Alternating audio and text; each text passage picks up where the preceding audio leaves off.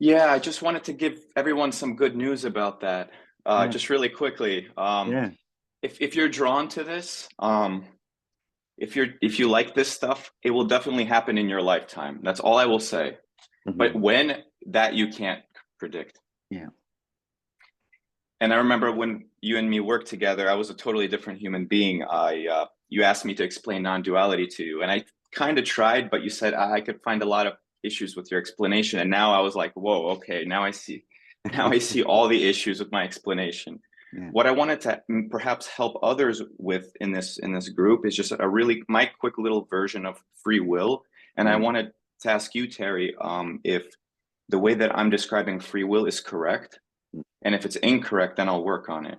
Mm. But basically, I don't know exactly all the other stuff that's supposed to fall away because that will happen naturally. So free will is very fascinating. And what's the name of the gentleman you were just talking to about Jerry. neuroscience and stuff? Jerry. Jerry. Yeah. Yeah, I want to address Jerry. Yeah. So I want to know if his thoughts on this about free will. I'll just go to the toilet. Yeah, yeah, yeah. I'm joking. Go on. No, literally you can. But No, so I'm interested. yeah, I don't want to ramble because sometimes I get carried away. So I'll try to, Mm. keep it brief. Go for it. Thank you, thank you. So we all agree that it seems like the Big Bang is like the consensus, right? That's what initiated this whole place that we live in, the universe, the Big Bang, right? This is just concepts and this is just a pointer, but it might help. If the Big Bang had occurred differently, different conditions, different laws of physics, would you agree that you would be making different choices in your life? Most likely, right? Different Big Bang, different people, different personalities, different choices. So if the Big Bang can affect your will, then the Big Bang, you can say, obviously has more free will than you because it's the pusher of the dominoes, not you. Yeah. So if the Big Bang has more free will than you, what does that say about your will? And how do you do this thought experiment? Follow your thoughts backwards through time. When you do that, they lead to the Big Bang.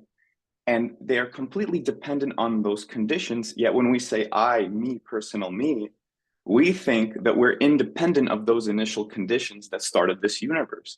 So now that we don't have free will, we have to trust the universe because that thing gave us this meeting right here. That thing gave us the survival that it took us to even reach this meeting. So we have to trust, trust, trust.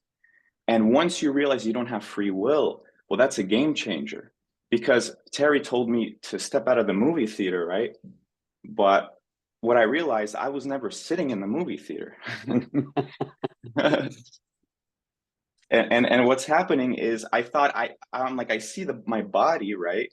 But what's happening is it's kind of like you relate to the world as whatever this experience is experiencing towards me, that's more like my body than this body here. And that's just a concept, but that really helps me. So I don't know if Jerry, you understand how free will works, but if you do the thought like fact-finding mission and follow your breadcrumb, your thoughts like a breadcrumb trail all the way back to the Big Bang, you realize, wait a minute, it's impossible for me to have thoughts and actions that are truly independent on that because we rely on air that comes from trees that are powered by the sun. We can't be independent of that. And that's when all of that collapses. That's when you realize you're one because you're one with the Big Bang. And all of your lifetimes collapse, your future lifetimes, your past lifetimes, whatever that means, collapse. And time collapses and you become non-duality. Non-duality is actually not a teaching. Non-duality is what you are. So that's my spiel. Very nice, Useful. Max. Very nice, Max. Thank you. Thank you. Thank you.